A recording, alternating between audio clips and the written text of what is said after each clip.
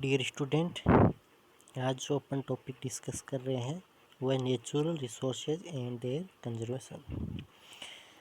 तो सबसे पहले अपन बात करते हैं रिसोर्सेज क्या होता है। What is the definition of resources.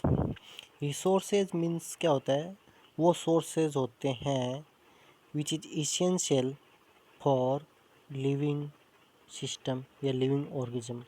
Sources which are essential for the living organism and fulfill all the requirement of the living organism and humans,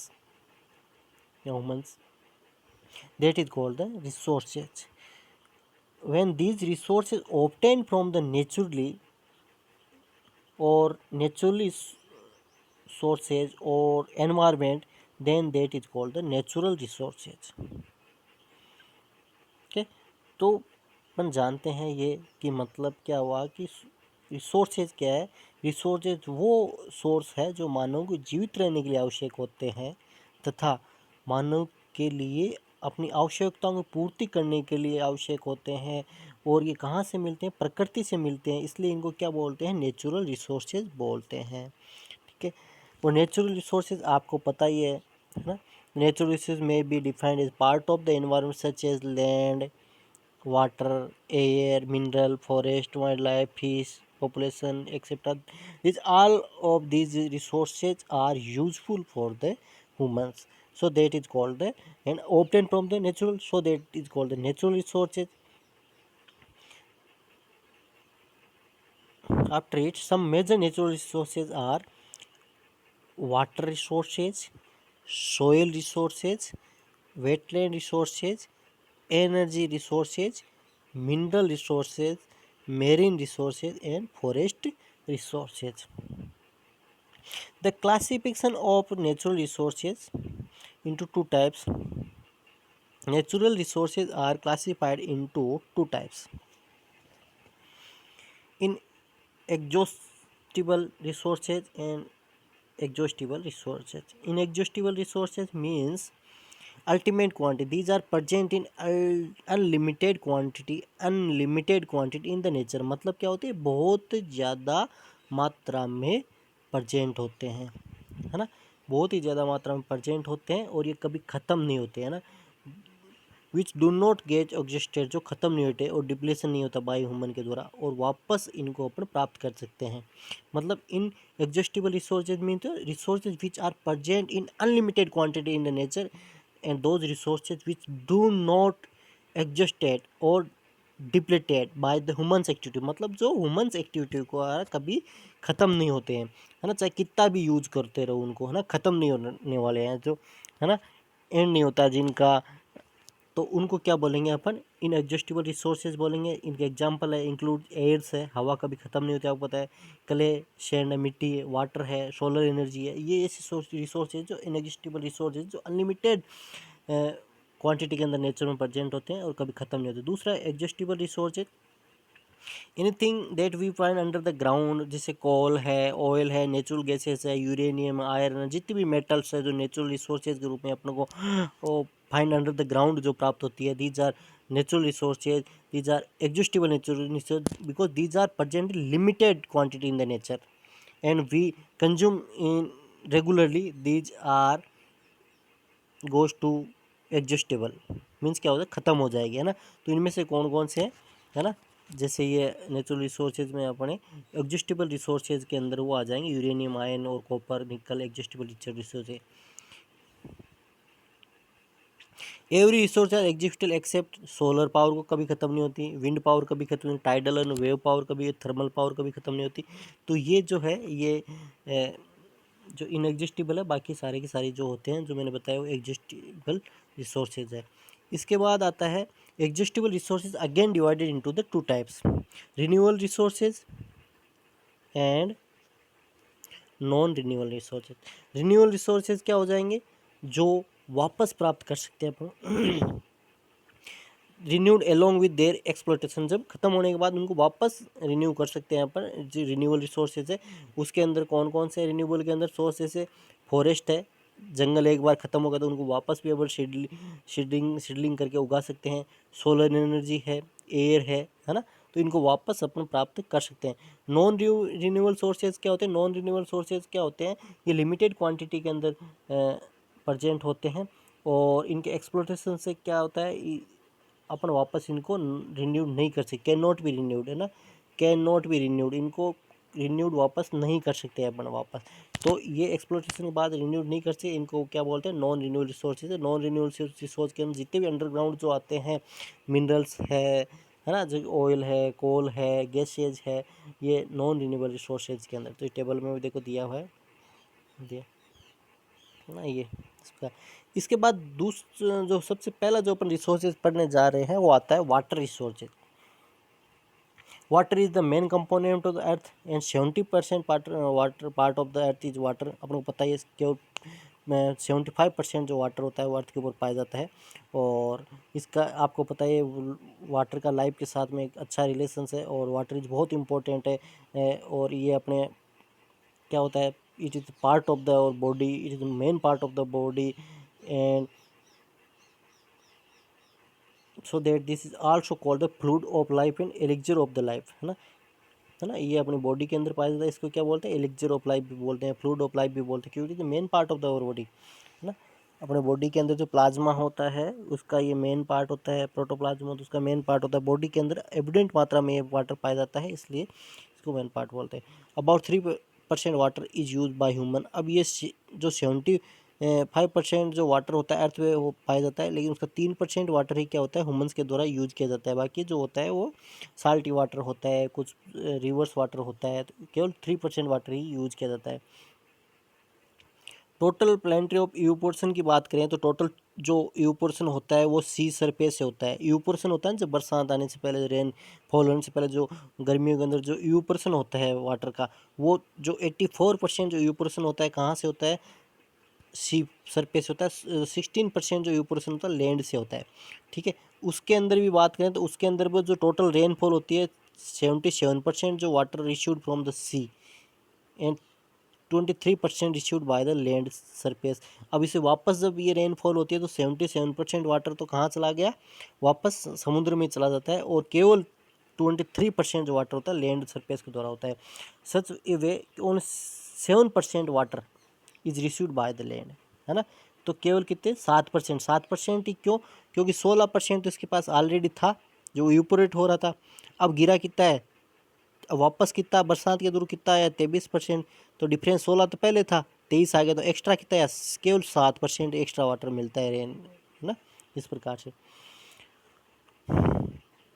इसके बाद बात आती है कि जो मेन यूजेज है वाटर के, वाटर रिसोर्सेज के जो यूजेज है वो कौन? इरिगेशन में करते हैं अपन, ट्रांसपोर्टेशन में करते हैं, ड्रिंकिंग के लिए करते हैं, हाइड्रो इलेक्ट्रिक पावर के लिए करते हैं, वाटर गेम्स के लिए करते हैं, डोमेस्टिक यूज़ के लिए करते हैं, डिस्पोजल ऑफ म्यूनसिपल सीवेज के लिए करते हैं, फिश प्रोडक्शन के लिए करते हैं, for disposal of radio active जो वेस्ट है उनके कहते हैं, in production of few true pearls के लिए। ट्रू पर्ल्स आपको पता है जो मोती बनते हैं ना, वो मोती बनते हैं, पर्ल्स बनते हैं, जो आपने मोलास्का के अंदर पढ़ा था, मोलास्का के अंदर पढ़ा था, है ना, आपको याद हो तो मोलास्का के अंदर अपने पढ़ा था ना, माइटिलिस जो होता है मोलास्का जो है उससे पर्ल्स प्राप्त होते हैं।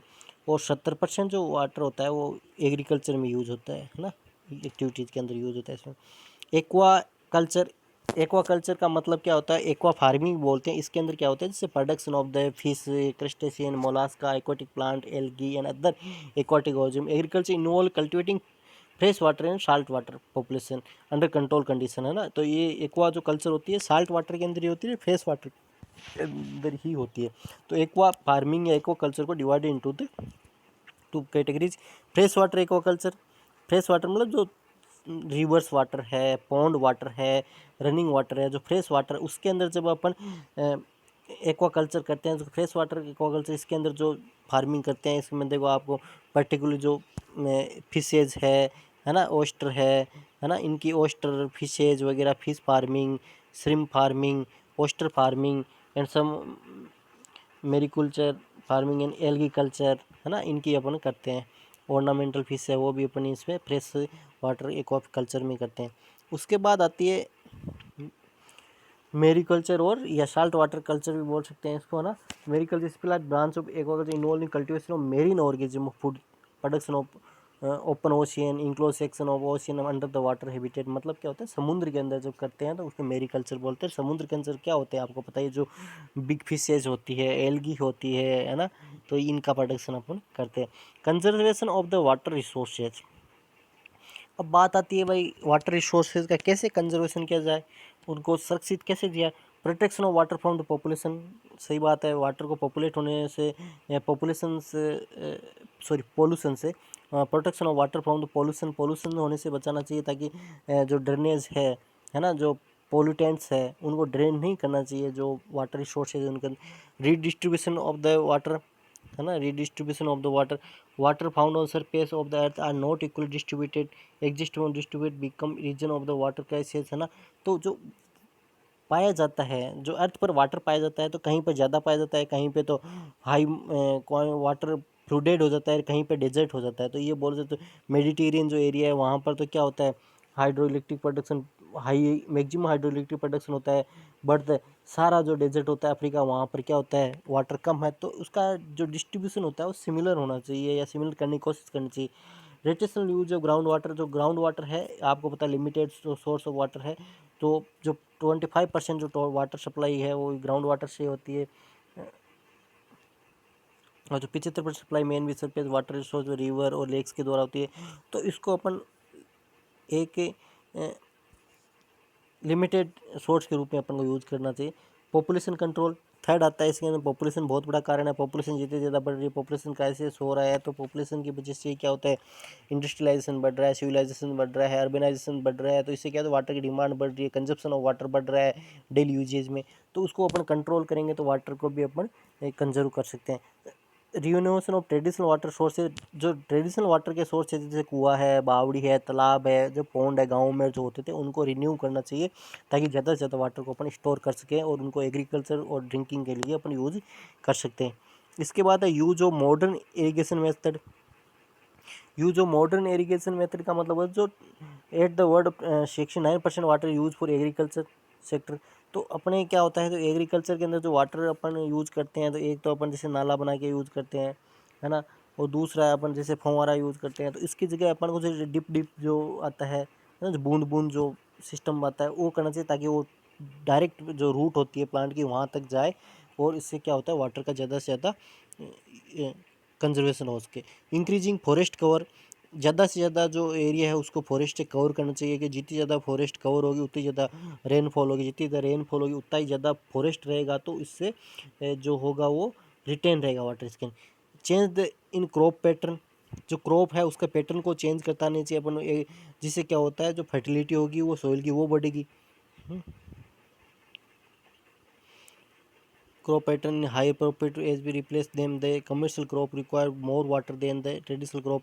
और साथ साथ में क्या होती है, कुछ कुछ जो कॉमर्शियली क्रॉप होती है वो पानी की ज़्यादा डिमांड होती है एज़ कम्पेयर टू ट्रेडिशनल जो क्रॉप है। तो अपन को ट्रेडिशनल क्रॉप ही लगानी चाहिए, है ना, उससे पानी का ज़्यादा नुकसान नहीं हो।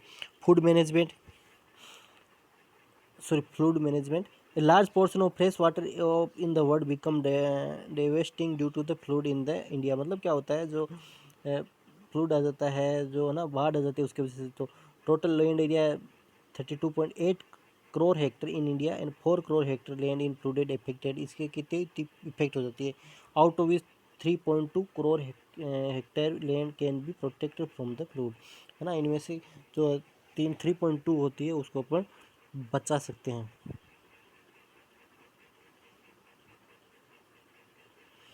Use of geothermal water, geothermal water क्या होता है, वाटरफॉल होता है, हॉट वाटरफॉल होता है। कई बार जो हॉट वाटरफॉल्स होते हैं पहाड़ी इलाके में, उसको भी अपने वाटर को यूज़ करना चाहिए ठंडा करके, या और फिर आता है conserving water in industries. About 23% of total fish water available, fresh water available in the earth use by industry the world over. मतलब क्या होता है, जितना फ्रेश वाटर यूज अपन कर रहे हैं उसका जो 23% जो फ्रेश वाटर है केवल इंडस्ट्री यूज़ करी। तो इंडस्ट्री को इस प्रकार से गाइडलाइन देनी चाहिए कि वो वाटर का सही तरीके से यूज़ करे, है ना, कम से कम यूज़ करे। Reuse urban waste, urban waste है उसका यूज करना चाहिए। Water conservation by municipal bodies है ना, म्यूनसिपल बॉडीज़ है जो भी क्या होती है वॉशिंग के लिए, ड्रेनिंग के लिए वाटर का बहुत ज़्यादा यूज करती है, तो इससे क्या होता है उसका इम्पोर्टेंट गाइडलाइन देनी चाहिए इंडिविजुअल को ताकि वाटर कंजर्वेशन कर सके। इसके बाद रेन वाटर मैनेजमेंट की बात करते हैं अपन। रेन वाटर मैनेजमेंट की बात करें तो रेन वाटर का है जो उसको मैनेजमेंट कैसे करेंगे। Store rain water for water supply, अपन रोक सकते हैं उसको है ना, रेन वाटर होता है उसको अपन पॉन्ड बना के रोक सकते हैं। Water should be use judiciously, उसको कानूनी तरीके से काम लें। Small dam should be build up on hill area, पहाड़ी एरिया वहाँ पर छोटे छोटे बांध बनाने चाहिए। Soil erosion should be stopped in natural lake swamp area and pond. Forest and agriculture should be develop in desert and hilly area, है ना। Storing rain water and canals, example Indira Gandhi जो ने कैनाल्स प्रोजेक्ट चल रहा है, तो forest area में, agriculture area में ऐसे डेजर्ट में भी अपन को ऐसे सिस्टम डेवलप करने चाहिए ताकि वहाँ पर पानी पहुँचे कैनाल के थ्रू। इसके बाद दूसरा जो रिसोर्सेज आता है वो आता है आपके soil. Soil is the upper most layer, आपको पता ही है ना, और soil is one of the world most important natural resources है, together with the air and water the basis of life of planet Earth. It many important function which is essential for life particles. Soil consists mixture of mineral particles that come from the rock deposit and sediment beneath them. Soil made up of air, water, mineral, organic material, and one of the most important natural resources on the earth. Most of the earth depend life of the life on earth depend on soil and direct indirect for the food, क्योंकि food का resources क्या है अपना, primary resources क्या है अपना, production, प्रोडक्टर जो होता है, प्रोड्यूसर होता है कौन, द प्लांट होते हैं। प्लांट कहाँ से करते हैं, सोइल से करते हैं। इसलिए सभी क्या करते हैं डायरेक्ट इनडायरेक्टली रूप से किस पे डिपेंड करते हैं, फूड के लिए किस पे डिपेंड करते हैं, सोइल पे डिपेंड करते हैं, है ना। अब इसके बाद प्रॉपर्टीज ऑफ सोइल की बात करते हैं। प्रॉपर्टी ऑफ सोइल में क्या है, physical chemical property of plant growth and soil management. Important physical chemical property है जिसमें mineral content, texture, cation exchange capacity, bulk density, structure, porosity, organic matter content, carbon to nitrogen ratio होता है, colour, depth, fertility and pH. These are the important properties of the soil. 40% of soil as mineral particles. अपने soil का composition की बात करें तो 40% इनके अंदर मिनरल पार्टिकल्स, 10% ऑर्गेनिक मैटर होता है और 50% क्या होती है, एयर और वाटर होता है। इसके बाद आता है सोयल इरोजन की बात करें, जो टॉप सोयल होती है ना, वो फर्टाइल होती है, लेकिन कुछ कारण से क्या होता है इसका इरोजन्स हो जाता है, इसका शरण हो जाता है। ये इरोजन किसके द्वारा हो सकता है, वाटर के द्वारा हो सकता है, विंड्स के द्वारा होता है, वाई अदर्स एक्टिविटी के द्वारा भी हो सकता है। देखिए इसमें टेबल में दिया हुआ है, डाइवर्जिंग इरोजन है जो वाटर के द्वारा, सीट इरोजन है, गुली इरोजन है और मेरीन इरोजन है। विंड्स के द्वारा बात करें तो विंड्स और स्टॉर्म के द्वारा है, और अदर्स एक्टिविटी ओवर ग्रेजिंग, ज़्यादा चलना, डिफोरेस्टेशन और कंस्ट्रक्शन साइट के द्वारा इरोजन सोइल का हो सकता है। इसके बाद बात है सोइल इरोजन बाय वाटर की बात करें तो वाटर के द्वारा जो सोइल का इरोजन होता है, जो फ्रेश वाटर और मेरीन वाटर दोनों से ही हो सकता है। डाइवर्जन इरोजन की बात करें, मैक्सिमम रेनफॉल होती है तब क्या होती है, जो breakdown of dam increase the flow of river, their fertile soil remain at the time of flood, है ना, जो फर्टाइल रिमेन होती है वो हट जाती है। इसमें सीट इरोजन में क्या होता है, यूनिफॉर्म जो removal of soil thin layer, ऊपर की जो लेयर होती है वो जो रेनफॉल के साथ में या जो फ्लो होता है वाटर का उसके साथ में रिमूव हो जाती है। फिर आते हैं गुल्ली इरोजन। गुल्ली इरोजन का मतलब क्या होता है, removal of the soil along drainage line. इस गुल्ली का मतलब क्या होता है, नाली नुमा, है ना, नाली सा बन जाता, नाला सा बन जाता है, नाला बनता है तो उसके साथ में क्या होता है, इरोजन होता जाता है, साइड के किनारे से वो मिट्टी होती है कटती जाती है। Soil erosion by marine water, marine water erosion happen due to the wave, tidal beaches, high etcetera, जो ज़्यादा इसमें जो वेव डेवलप होती है तो कई बार वो भी सोइल का इरोजन करती है। सोइल इरोजन बाय एयर,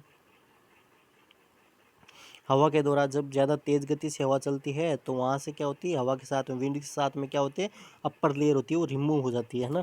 आपको बताइए soil erosion activities various human activity directly indirectly cause soil erosion such as overgrazing. और सोइल इरोजन क्यों होगा, कब जहाँ जब मिट्टी के ऊपर घास नहीं पाया जाएगा, पेड़ नहीं पाए जाएंगे, डिफोरेस्टेशन वगैरह हुआ होगा, है ना। तो इस प्रकार से जो construction site all make the soil vulnerable for soil erosion. कई बार अपन खोदते, डिगिंग कर देते हैं, पिट्स गड्ढा खोद देते हैं या खाई खोद देते हैं, तो उससे जो मिट्टी हट जाती है तो वो हवा के साथ में चली जाती है उड़ के।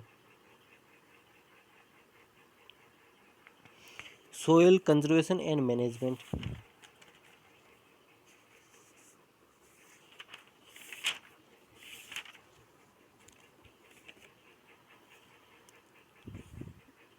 अब सोइल कंजर्वेशन और मैनेजमेंट कैसे, पहले बायोलॉजिकल मेथड है। बायोलॉजिकल मेथड में क्या करेंगे, crop are cultivate along the contour on the land. जो स्लोप वाले एरिया है वहाँ पर क्या करेंगे अपन, कंटूर करें। कंटूर का मतलब क्या होता है, जैसे ये स्लोप है तो वहाँ पर अपन सीढ़ी नुमा खेती करते हैं, इस प्रकार से, है ना, इस प्रकार से, इस प्रकार से मतलब सीढ़ी नुमा खेती करते हैं। सीढ़ी नुमा सीढ़ियाँ सी बन जाती है ना, उसको कंटूर बोलते हैं, तो इस प्रकार से। तो इससे क्या हो जाएगा, कंजर्व हो सकता है। दूसरा है टिलेज कंटूर।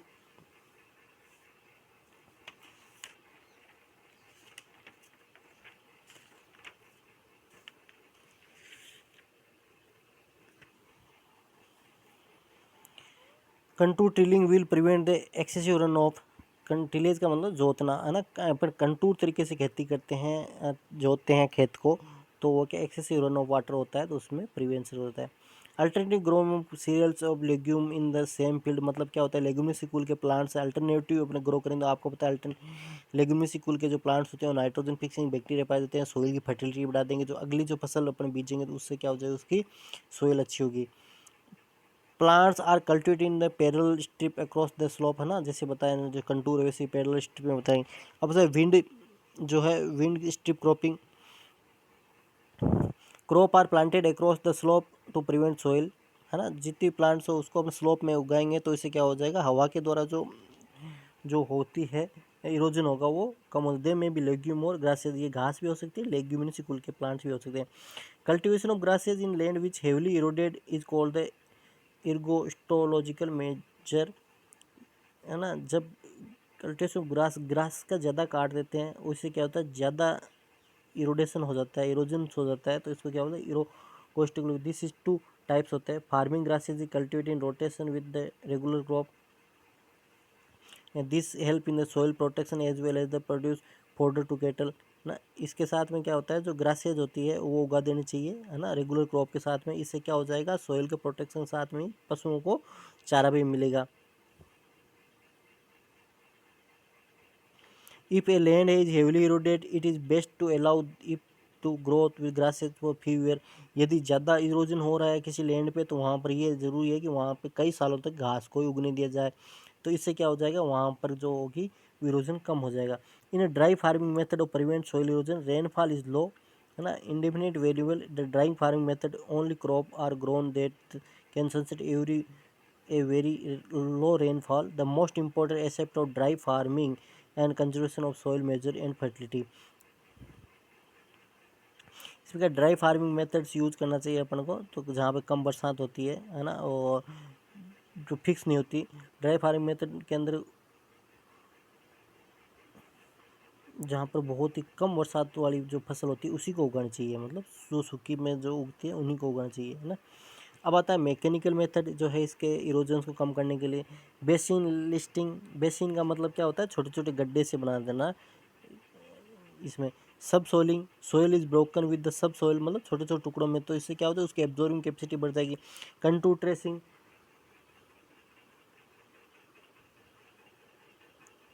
कंटूर ट्रेंचिंग, शेरवल 2 फीट। कंटूर ट्रेंचिंग का मतलब टेरेसिंग का मतलब क्या हो जाएगा, कंटूर के जैसे सीढ़ी नुमा जो खेत होते हैं उसको बोलते हैं ट्रेस के रूप में बनाना, है ना, इस प्रकार से। तो उससे क्या हो जाएगा, अपन जैसे एक तरफ प्लांटेशन कर देंगे और फिर थोड़ी सी जैसे वो मडकी होती है उसको दीवार से जो पाल बोलते हैं वो बना देंगे, फिर अगली नीचे वाला सोपान होगा उसमें वापस खेती कर देंगे, फिर पाल से बना देंगे, उससे क्या हो, वाटर रिटेन होगा।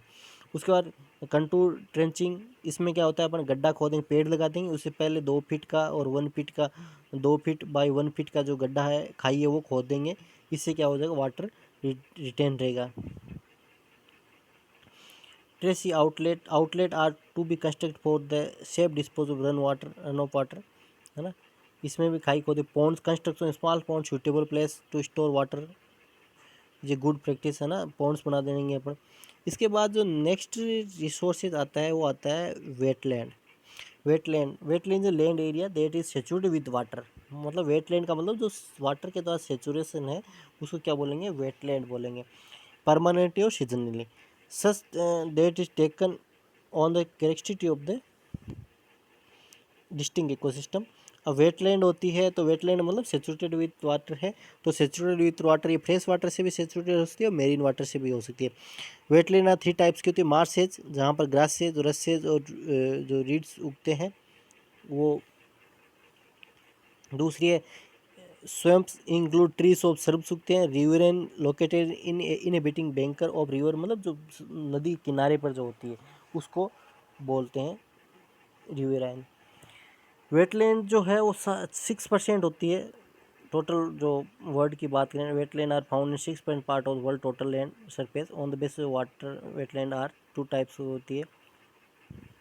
फ्रेश वाटर वेटलैंड जहाँ पर फ्रेश वाटर का होता है, मतलब जो aquatic habitat including swamp, marshes, bog, मतलब जहाँ पर दलदल पाया जाता है। लेकिन नेचुरल वेटलैंड और land which at geological ecological factor have natural supply water, जैसे tidal flow, flooding rivers, connection of ground water because they are pitches above the potholes. Wetland cover the soaked and last part of the often all the year, making the wetland in between terrestrial and aquatic ecosystem. They neither one or more other and they are both. इसके अंदर जो wetland के अंदर मतलब जो fresh water, जो मतलब जो रिवर के आसपास जो दलदली भूमि पाई जाती है, इसके कारण हमारे जो नेचुरल रिसोर्सेज हैं, जो पॉन्ड्स है, उनके आसपास पाई जाती है। और wetland cover the soaked as a least part of the often all of the year, मतलब क्या है, ये सोख के रखती है वाटर को, जिससे क्या होती है जो वहाँ पर जो वेजिटेशंस पाया जाता है उसको फ़ायदा मिलता है। इसके अंदर कौन कौन सी ब्लैकबेरी, ब्लूबेरी, वाइल्ड राइस और मॉसेज वगैरह कल्टिवेटेड होते हैं। इसके बाद salt water wetland marshes are ecosystem dominated by shrub and grasses influence by salt water tidal, है ना। तो साल्ट वाटर से इन्फ्लुएंस होती है, मतलब साल्ट वाटर कहाँ पाया जाएगा, सीस के अंदर पाया जाएगा, समुद्र के आसपास। Salt water wetland are most biological product habitat on earth, है ना। और इससे क्या हो, इसमें क्या क्या पाए जा सकते हैं, इसके अंदर ज़्यादा से ज़्यादा मैग्रोव वनस्पति पाई जाती है, याद रखना, जैसे राइजोफोरा है, एविसिनिया है, क्रेब्स है, और समुद्र में क्या है, यूनिया, पाइन, शेल्टर रूट एंड, है ना, birds would nest on this tree. Mangrove जो वनस्पति की ट्री होती है उनमें। Wetland conservation and management. अब वेटलैंड का कंजर्वेशन कैसे करेंगे अपन, in the area of most land the use of solid waste should be stopped. मतलब क्या होता है, जो वेटलैंड एरिया है, जो दलदली इलाका है, वहाँ पर सॉलिड वेस्ट को नहीं डालना चाहिए ताकि उनकी एब्जॉर्बिंग कैपेसिटी वो इफेक्ट ना हो। उसके बाद identify the useful soil and protected it. Useful soil है, इसको आइडेंटिफाई ना, remedy should be taken keep nutrient from most soil. उनको मोस्ट सॉइल को इस प्रकार की कुछ दवाएं भी लगानी चाहिए, डालनी चाहिए ताकि वो न्यूट्रिएंट रहे, कीप न्यूट्रिएंट, उसमें पोषक तत्व बने रहे। अब आता है चौथा जो आता है एनर्जी रिसोर्सेज है। अपन को पता है एनर्जी है वेरी इसेंशियल है लाइफ के लिए एंड ऑपरेशन लाइफ के लिए।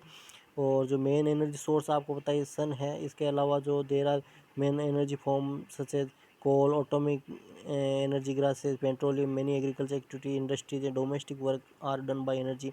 General energy resource of 2 types होते हैं, है ना। तो 2 प्रकार के होते हैं एनर्जी रिसोर्सेज होते हैं, आपको पता है। The renewable source of energy can be reuse, वैसे कि वैसे बता रहा है कि जो रिन्यूएबल है non renewable.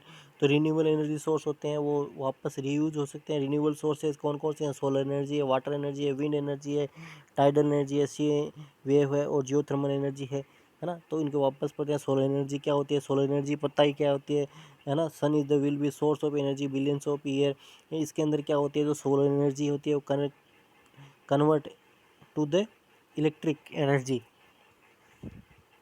Bye the use of the solar plate. तो इसके अंदर क्या होता है, लेकिन इसके अंदर कुछ चैलेंज भी है। चैलेंज क्या है कि जो कॉस्ट है सोलर पैनल्स की वो बहुत ज़्यादा है। Amount of the energy generated by the cells product of insolations और how much sun reach the cells, मतलब ये इस पर निर्भर करता है एनर्जी कितनी उत्पन्न होने वाली है, कि इस पर निर्भर करता है कि सेल्स के ऊपर how much sun rays reach हो रही है। स्टोरेज के लिए इसमें क्या होती है, बैटरी की आवश्यकता होती है होल्ड करने के लिए ना। स्टोरेज के लिए technology need advance hold technology use, इसलिए क्या होता है, ये क्या होता है, एक महंगा सिस्टम है सोलर एनर्जी। इसके बाद आता है हाइड्रो एनर्जी, जो रिन्यूएबल सोर्स है अपना। दिस यूज फ्लोइंग वाटर और मूव टर्बाइन। इसके हाइड्रो एनर्जी के अंदर हाइड्रो मीन्स तो वाटर, वाटर क्या होता है, वाटर का जो फ्लो होता है टर्बाइन को घुमाता है, टर्बाइन को घुमाने से जो वाटर एनर्जी है, वाटर के अंदर जो स्टैटिक एनर्जी है ना, वो किस में कन्वर्ट हो जाएगी, इलेक्ट्रिक एनर्जी के अंदर कन्वर्ट हो जाएगी। लेकिन इसके लिए भी कुछ कंडीशंस है। रिवर मस्ट भी डैम, रिवर पे नदियाँ बनानी पड़ेगी, डैम बनाने पड़ेंगे, मतलब बांध बनाने पड़ेंगे, है ना। And this impact also effect community that relief on fish. तो ये डैम में बना देंगे तो क्या हो जाएगी, जो कम्युनिटीज है, इकोलॉजी है, जैसे फिश वगैरह है, that must travel through the dams, dams के थ्रू जाएगी तो उनको भी ये कई बार नुकसान हो सकता है। The cost of build of dam is very high. तो इसके लिए भी बहुत ज़्यादा पैसे चाहिए डैम बनाने के लिए, तो ये इसके एडवर्स इफेक्ट है। इसके बाद है wind energy. US can produce more than 10 times it's energy need through the wind power. मतलब जो यूएस है अभी क्या कर रहा है कि अपनी जो एनर्जी है उसकी जो जितनी चाहिए उसके 10 गुना जो एनर्जी है वो विंड पावर से बना रहा है। और ये फास्टर ग्रोइंग इंडस्ट्री है। इसके अंदर क्या होता है आपको पता ही है, एक फैन होता है जिसके ऊपर जो वो लगी रहती है, जो उसकी ताड़ी होती है वो, और ये विंड से घूमती है तो उससे टरबाइन घूमता है। टरबाइन से क्या होती है, जो विंड पावर है कन्वर्ट इलेक्ट्रिक पावर के अंदर कन्वर्ट हो जाती है, उसको अपन यूज़ कर सकते हैं। लेकिन इसके अंदर भी कुछ कंडीशन है ना। सोर्स है they obstacle of this resource popular include opposition of the tower that appear to landscape, है ना, उसको स्टेबलाइज करना पड़ता है। Concern about the long term impact of the tower and turbine on the habitat, है ना, उसका पूरा ध्यान रखना पड़ता है टावर का लंबे टाइम तक। इसके बाद टाइडल एनर्जी, जो tidal energy from the hydro power that convert the energy obtain from the tide into the useful from the power या मेनली इन इलेक्ट्रिसिटी। जो मतलब टाइडल जो एनर्जी है, हाइड्रो पावर के द्वारा जो टाइडल बनता है, टाइड बनता है, उस एनर्जी को किस में कन्वर्ट कर देंगे अपन, इलेक्ट्रिसिटी के अंदर कन्वर्ट कर देंगे। जियोथर्मल एनर्जी, जियोथर्मल एनर्जी मतलब क्या, हीट जो होते हैं, heat form from the earth, heat clean sustainable होती है। इसको क्या करें, जियोथर्मल एनर्जी को अपन किस में कन्वर्ट कर देंगे, इलेक्ट्रिक एनर्जी में कन्वर्ट कर देंगे, है ना। सी वेव एनर्जी, जो सी की वेव्स होती है, उस वेव्स की जो एनर्जी को अपन टरबाइन मूव करवाते हैं, टरबाइन से इलेक्ट्रिसिटी प्रोड्यूस करते हैं। नॉन रिन्यूएबल एनर्जी है, वो देखिए कौन कौन सी है। Non renewable energy come from the source that will run out of, will not be replenished in our lifetime in और even in many life time. मतलब क्या है, रिन्यूएबल मतलब जिनको ख़त्म होने के बाद अपन वापस उन रिसोर्सेज को नहीं बना सकते।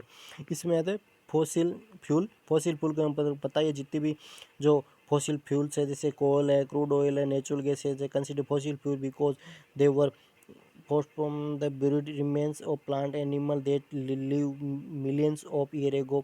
जब कई परलें आई थी तभी नीचे रह गए, उनसे बने थे। अब ये क्या लिमिटेड है, तो इनको एक बार ख़त्म होने के बाद नहीं बना पाएंगे। Atomic energy, fission reactor that produce a more fossil fuel than they consume, breeder reactor and when it develop fission power are both classified with the same category, conventional renewable energy source such as solar and falling water। तो atomic energy है, इसलिए भी क्या बहुत ज़्यादा जब इसके fission करते हैं अपन तो इससे बहुत ज़्यादा एनर्जी प्राप्त होती है। लेकिन ये दोनों ही फिशन जो पावर है, दोनों रिन्यूएबल नॉन रिन्यूएबल दोनों के अंदर ही कैटेगराइज किया है, सच है सोलर एंड जो फेलिंग वाटर पावर है उसमें। कंजर्वेशन मैनेजमेंट की बात करते हैं, है ना, इसके मैनेजमेंट की बात करते हैं। वेस्टेज ऑफ रिसोर्सेज, है ना, तो अपन को जो रिसोर्सेज है उनको वेस्टेज नहीं करना चाहिए। अपन को जैसे पब्लिक ट्रांसपोर्ट यूज़ करना चाहिए, कारपूल यूज़ करना है। कारपूल का मतलब क्या हो गया कि एक ही जगह अपन जा रहे हैं तो अलग अलग व्हीकल्स ना लगे, तो एक ही कार में जाना चाहिए। और जो एलईडी वगैरह इनका यूज़ करना चाहिए, इलेक्ट्रिसिटी का कम से कम अपन यूज़ करें। इसके बाद यूज ऑफ सब्स्टिट्यूट, है ना, अल्टरनेट सब्स्टिट्यूट यूज़ करना चाहिए। लाइट जैसे सोलर एनर्जी यूज़ कर सकते हैं, विंड एनर्जी यूज़ करते हैं, टाइडल एनर्जी यूज़ कर सकते हैं, है ना। और बायोमास जो है उनसे अपन यूज़ कर सकते हैं। We can large scale of substitute of fossil fuel अपन मिल सकते हैं जैसे। इसके बाद आता है रिसाइकलिंग रिसोर्सेज। अपन को रिसोर्सेज को ज़्यादा से ज़्यादा रिसाइकिल करना चाहिए, रिसाइकिल करना चाहिए, जिससे क्या हो जाएगा कि अपन एनर्जी को कंज्यूम कर सकते हैं। जैसे अपन make paper, plastic container, metal articles है जिनको, है ना, वापस रिसाइकिल करना चाहिए, तो इससे क्या हो जाएगा, एनर्जी लॉस्ट नहीं होगा। और अपन रिसाइकलिंग से क्या हो जाए, चारों तरफ से ही अपन जो फॉरेस्ट को भी कंजर्व करेंगे साथ साथ में। Repair and use in India we do not discard any object और एप्लीकेंट डज नॉट वर्क। अपन जानते हैं इंडिया के अंदर अपन किसी चीज़ को फेंकते नहीं है, तो उसको अपन क्या रिपेयर करके अपन वापस काम लेंगे, जिससे क्या हो जाएगा, इकोनॉमी बचेगी और उसके वेस्टेज होने से भी बचाएगा। इसके बाद आता है मिनरल रिसोर्सेज। नेक्स्ट जो रिसोर्सेज आता है mineral resources. The earth is made up of various layer. आपको पता ही है mainly earth is made up of 3 layer. इनमें सबसे एग्नियस रॉक्स है, sedimentary and metamorphose layer. 3 layer से बनी हुई। These layer are made up of various type of the minerals like gold, silver, iron, bauxite, zinc, silica, coal, phosphate, gypsum. In India the mineral rich country है। We found iron and coal in Jharkhand and Bihar. Zinc, bauxite, copper, silica, mica, marble Rajasthan में पाए जाते हैं। यहाँ पता है they are plenty of gold in South India. We get petroleum product in Assam, Gujarat and Maharashtra. Recently petrol में has been discovered in Rajasthan. आपको पता है जैसलमेर के अंदर अपन को पता चला है, जो रिफाइनरी अपन ने स्टेबलाइज की है। यूज ऑफ द मिनरल, जो कंजर्वेशन ऑफ मैनेजमेंट की बात करें अपन मिनरल्स की, तो इसके अंदर देखो use of mineral in A plan and suitable manner. जितना यूज हो उसके हिसाब से रिसाइकिल करना चाहिए। Use of alternative renewable substitute का यूज़ करना चाहिए, है ना। जो रिन्यूएबल सब्स्टिट्यूट है उनका यूज़ करना चाहिए। Technology should be improve to use of low grade और प्रॉफिटेबली, है ना। जो ऐसी टेक्नोलॉजी यूज करना चाहिए तो लो ग्रेड के एस्क है और मतलब एस्क है उनको अपने उसकी जगह यूज कर सकें। मिनरल रिसोर्सेज की बात करें, सॉरी मेरीन रिसोर्सेज की बात करें आगे। मेरीन अपन को पता है 75 अर्थ कवर्ड है मेरीन से वाटर से। इसके अंदर लिविंग जो ऑर्गेनिज्म और डिफरेंट टाइप जो जीव रहते हैं, है ना। तो इसमें नॉन लिविंग मेरीन रिसोर्सेज है, लिविंग मेरीन रिसोर्सेज है। इससे भी जो रिसोर्सेज प्राप्त होते हैं कौन कौन से। नॉन लिविंग रिसोर्सेज है जो include minerals are called non living resources. Several natural minerals are dissolve in marine water, पता है जैसे sodium, chlorine, magnesium, bromide, phosphate, sea mud are the cheaply found in full need of phosphate fertiliser. Living marine resources अपने को पता है जो plant plankton है, tiny ocean organism very important resource because they produce much oxygen in earth air, है ना। अपने को पता है प्लांट प्लेक्टोन्स होते हैं जो बहुत ज़्यादा मात्रा में ऑक्सीजन प्रोड्यूस करते हैं। Living resources 2 types, algae resources, animal resources. Algae resources आपको पता ही है sea algae are microscopic to huge kelp the deep coloured, जो रेड कलर भी हो सकती है, ब्राउन, ब्लू और ग्रीन कलर की हो सकती है। आपको पता है यूज ऑफ एल्गी अपन पढ़ के आए हैं 5वें चैप्टर में, तो आप वापस सुन लो। Ancient time algae such as chlorella and porphyra were use for food by man, आदमी के द्वारा खाया जाता। Some algae are used as fodder for animal such as laminaria fucus. Agar, agar is obtain from gracilaria and gelidium. Agar जो laboratory के अंदर biotechnology के अंदर अपन कल्चर के रूप में यूज़ करते हैं। Laminaria fucus and rich of iodine होते हैं। Algae are use waste water treatment facility reducing the need for greater amount of toxic chemical than the already use. Algae can be use to capture fertiliser in run off from farms, है ना। तो जो क्या algae को अपन जो farms में होते हैं तो वो क्या फर्टिलाइजर कैप्चर करने में की यूज करती है, रन ऑफ नहीं होने देती। When subsequently harvested the enriched algae itself can be use for fertiliser के रूप में यूज़ करते हैं। मेरीन एनिमल सोर्सेज की बात करें, जो फिश है, मोलास्का है, आर्थ्रोपोडा है, जो सी के अंदर पाए जाते हैं, उनको अपन मेरीन एनिमल सोर्सेज के रूप में यूज़ कर सकते हैं। अब इसके बाद बात करते हैं कंजर्वेशन की, कंजर्वेशन एंड मैनेजमेंट की। तो setting up the protected area, marine protected area MPS, voluntary marine conservation area, मतलब एक इसको प्रोटेक्ट एरिया घोषित करना चाहिए। Developing suitable fisheries and restoring the population, जो है फिश है और जो पॉपुलेशन को रिस्टोर करना चाहिए ज़्यादा से ज़्यादा ना, by the through artificial method से भी अपन कर सकते हैं। कर्टलिंग ह्यूमन्स एक्टिविटी दे डेट्रीमेंटल इधर मेरीन इकोसिस्टम, मतलब उन एक्टिविटीज़ को, ह्यूमन एक्टिविटी को कम करना चाहिए जो उससे नुकसान हो रहा है मेरीन जो इकोसिस्टम है उसको। Recognise economic involve in human use of marine ecosystem is key as education of the public about conservation issue. इसको लोगों को टीच करना चाहिए, बताना चाहिए, एजुकेशन का हिस्सा बनाना चाहिए ताकि ये अपने इकोसिस्टम का हिस्सा है, ताकि लोग इसे समझे। Stop atomic testing near the sea, समुद्र के आसपास ऑटोमिक जो टेस्टिंग है उसको रोकना चाहिए। Stop industrial development near sea, check the flow of river with waste into the sea, है ना। इसके बाद है forest resources.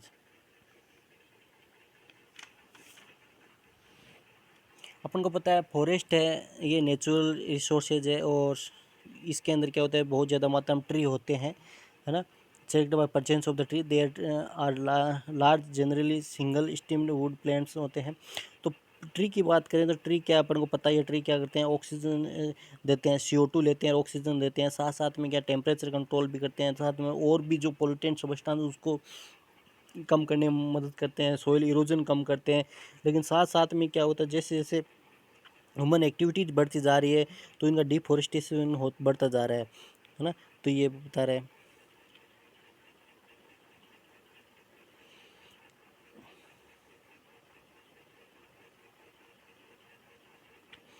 The reduction of forest later effect rainfall there. तब पता है, अब जब रिडक्शन हो जाएगा फॉरेस्ट का तो रेनफॉल कम होगा। Availability of the most important natural resources the rain water, the natural forest the tree roots bind up soil, and about 90% of the waterfall on the forest is retained either humans in the plant tissue। कि जो 90% जो water होता है वो water retained हो जाता है जो रेनफॉल का होता है ना प्लांट टिश्यू के द्वारा।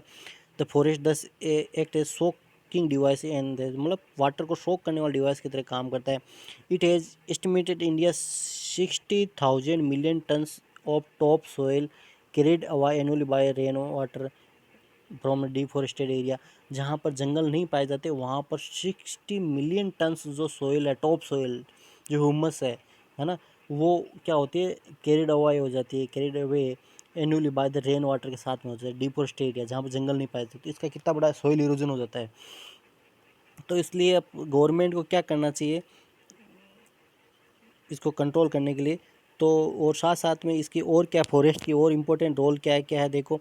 Harmful gases carbon dioxide sulphur dioxide from forest ecosystem keep the atmosphere clean by the absorbing nitrogen oxide के साथ, है ना। Balance the CO2 and O2 in the atmosphere, prevent the evaporation underground water, है ना, maintain atmosphere humidity, increase the fertility of the land, and check the soil erosion, provide shelter to food and wildlife by providing them protection, provide forest production for industry, some and tribal of livelihood। Forest resources India की बात करें तो देखो, in India forest about 23% in total land area।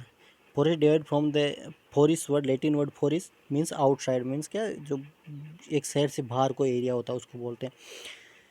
There are 16 type of forest in India depend upon the weather condition। About 15,000 variety of flowering plants है, और 2000 के according to forest survey of India 2000 के अंदर 32,87,263 square metre covered by the forest, in which 20.5% geography, about जो टोटल geography है उसमें इतना जल पाया जाता है, जंगल पाए जाते हैं।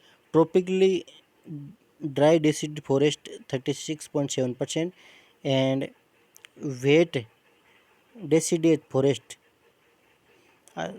आर 30.9%। टुगेदर जो फॉर्म्स है वो 69.6%। सबसे ज़्यादा फॉरेस्ट MP के अंदर पाए जाते हैं। उसके बाद है, और सभी के अंदर जो फॉरेस्ट की रेट हुई है वो cover as reduced in all the state except Sikkim and Arunachal Pradesh. Arunachal Pradesh Sikkim को छोड़कर सभी जो स्टेट है उनके अंदर जो फॉरेस्ट की जो है जो परसेंटेज है वो कम हुआ है। इसके अलावा राजस्थान की बात करें, राजस्थान के अंदर 16,367 square metre which form the 2.4% of the forest cover है ना, जो specially found in Aravalli region के अंदर पाया जाता है। According to the 1950 national forest policy 30% land is should be covered with forest in plain and hills, in if should be 60%। तो according 1952 में जो नेशनल फॉरेस्ट पॉलिसी में 33% तो लैंड की और 60% जो हिल्स की है वो फॉरेस्ट से कवर होनी चाहिए, लेकिन ये to control the soil erosion, लेकिन ये नियम लागू नहीं हो रहा है अभी भी। इसके बाद आता है deforestation.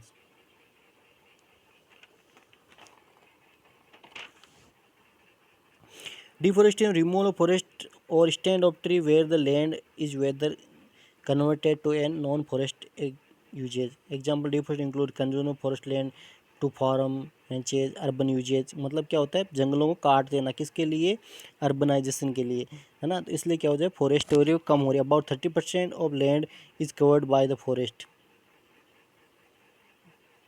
Deforestation occur in multiple reasons, क्या क्या रीजन्स हो सकते हैं अपने को पता ही है, लकड़ी के लिए काटते हैं, फ्यूल के लिए काटते हैं, अर्बनाइजेशन के लिए काटते हैं, इसलिए। तो और एक दूसरा जो डिफोरेस्टेशन का सबसे बड़ा जो काम है जूम कल्टीवेशन है। जूम कल्टीवेशन क्या होता है कि पुराने टाइम में क्या होता था, मान लो ये एरिया है, ये एरिया है, तो इसमें क्या करते थे जो फार्मर्स है, इस एरिया के जो पेड़ थे उसको काट देते थे, कट कर देते थे और इसमें आग लगा देते थे, इनको बर्न कर देते थे। इससे क्या होता है यहाँ पर जो एसेज होगी उससे क्या हो जाएगी, अच्छी मेन्योर बन जाएगी, अच्छी एस से क्या हो जाएगी कार्बन सब्सटेंस ज़्यादा हो जाएगी, इससे खेती करने में अब इसमें खेती कर ली इसमें, है ना, 2 साल 3 साल इसमें फार्मिंग कर लेंगे। अब इसके बाद क्या करेंगे, अगले एरिया के यहाँ के जो जंगल होंगे उसको काट देंगे, उसको जला देंगे, फिर यहाँ पे जो उस एस होगी उससे क्या जो मेन्योर बनी, खाद बनेगी, अच्छी फसल होगी, तो उसे 2 3 साल यहाँ पे फसल कर लेंगे, फिर इसको छोड़ के फिर अगले, इस प्रकार से जो इसको बोलते हैं शिफ्टिंग कल्टीवेशन या शिफ्टिंग देखो शिफ्टिंग कल्टीवेशन भी बोलते हैं इसको, क्योंकि इससे शिफ्ट होते रहते हैं। ये जूम कल्टीवेशन से क्या पूरे जंगल को ख़त्म कर देते हैं किसान फार्मर जो अपने स्वार्थ के लिए, इसलिए इसको भी कंट्रोल करना चाहिए।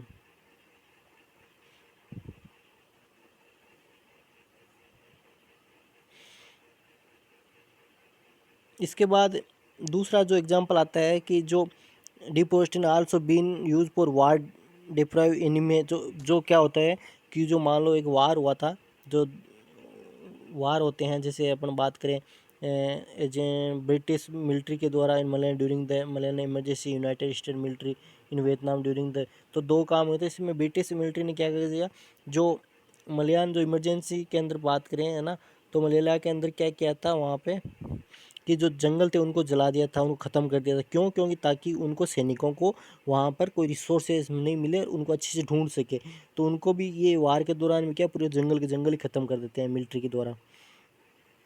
कंजर्वेशन मैनेजमेंट ऑफ फॉरेस्ट, इसके बाद क्या होता है कंजर्वेशन करने के लिए कैसे करें फॉरेस्ट को, तो one of the main reason of deforestation is commercially felling of tree, according to estimate about 16,000 million cubic meter of wood have been used for various purposes in the world.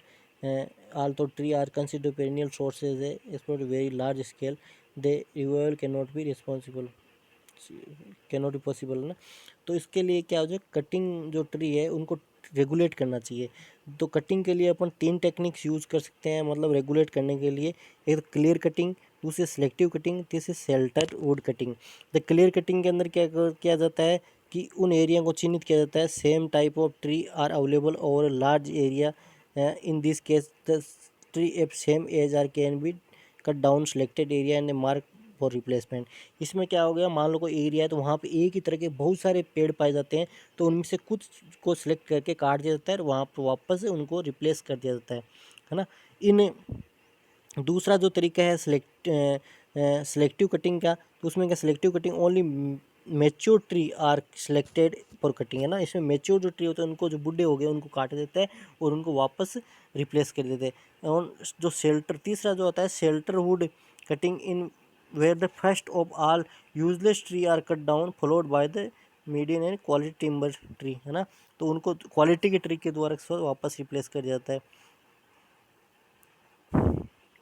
The time gap between the cutting and helpful regrowth tree, है ना, जो ये बहुत important है कि जो आपने काटा है और वापस रीग्रोथ जो ट्री लगाया है उसमें टाइम जो गैप होता है वो बहुत इंपॉर्टेंट होता है। Regular cutting only 1/10 of the forest area is selected for the use of the rotational use. इसमें क्या कहते हैं, पहले सबसे पहले 10% एरिया को सिलेक्ट किया जाता है। मान लो अपन को यूज़ करना है तो एक 10% एरिया है, 10% जो एरिया होता है उसको सिलेक्ट किया जाता है सबसे पहले, इसमें से काटे जाते हैं, इसमें वापस रीप्लांटेशन किया जाता है।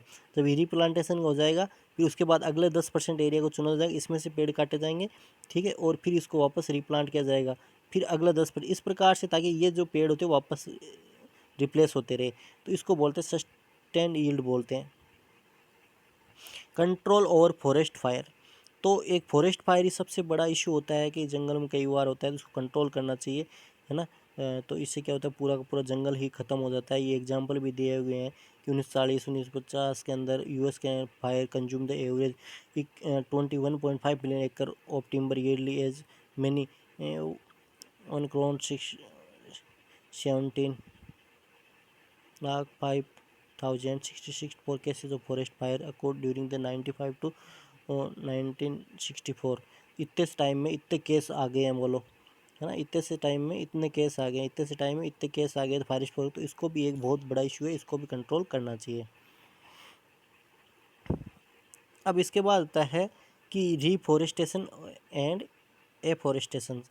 The sustained yield concept dictates that when your timber and removed either by block cutting or by selective cutting, मतलब क्या हो जाएगा, ये अपन जो मेथड यूज कर रहे हैं डिफोरेस्टेशन के, तो सस्टेन यील्ड मतलब काटा और वहाँ पर वापस एक चिन्हित एरिया है, सिलेक्टेड एरिया, वहाँ से अपन ने काटेंगे और वहाँ पे वापस लगा देंगे, इससे क्या हो जाएगा, मस्ट बी रिफॉरेस्टेड हो जाएगा। दिस में done by the natural artificial method similar any forest land have been destroyed by fire or mining activities should be reforested by aerial seedling in method जो इसमें ना एरियल हवा के द्वारा, हवा के अंदर उनसे अपन बीज छिड़क देंगे तो वहाँ पर उग सकते हैं जो ख़त्म हो गया जहाँ पर जंगल। Beside all of the fresh afforestation programme should be started, मतलब क्या होता है एफोरेस्टेशन का मतलब होता है वनीकरण, हिंदी बोलते वन, पूरा का पूरा वन बनाना, कोई डेजर्ट इलाका उसको पूरे के पूरे कोई क्या बोलता है फोरेस्टेशन करना, तो एफोरेस्टेशन बोलते हैं। इसके ये तरीका भी अपन यूज कर सकते हैं एक एरिया को चुन के। चेक और फॉरेस्ट क्लीयरेंस और एग्रीकल्चर एंड हैबिटेशन पर्पज, है ना, जो फॉरेस्ट को जो clearance of agriculture and habitat purpose के लिए, हैबिटेशन रहने के लिए, कुछ लोग क्या करते हैं वहाँ पर आवास बनाने के लिए, रेजिडेंस बनाने के लिए, एग्रीकल्चर के लिए जो क्लीयरेंस करते हैं, है ना, जो कि उसको भी प्रिवेंट करना चाहिए। Protection of the forest,